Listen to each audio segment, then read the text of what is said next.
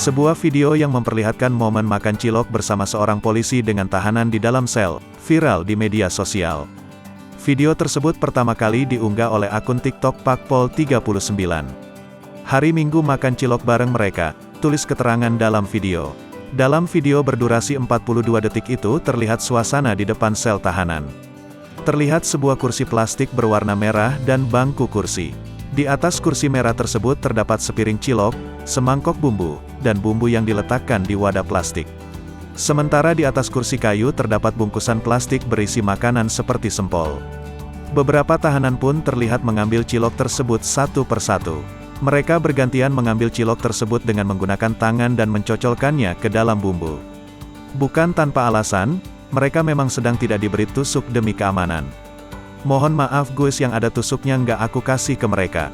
Karena bahaya, meskipun kita dekat dan akrab tapi tetap perhatikan keamanan mereka dan batasannya, lanjut keterangan dalam video. Seorang polisi yang berada di luar sel pun terlihat turut mengambil cilok tersebut dengan tusuk dan memakannya. Diketahui sosok polisi tersebut adalah Bribtu Ismail Syarifuddin, usia 27 tahun. Kejadian tersebut terjadi di rumah tahanan Polres Minahasa Utara. Polisi yang sudah 4 tahun dinas ini mengungkapkan dirinya belajar memanusiakan manusia. Dia juga memberikan pesan untuk berbagi, tak harus menunggu kaya dulu. Bribtu Ismail menjelaskan, makanan yang diberikan tak hanya cilok saja namun juga ada makanan lainnya.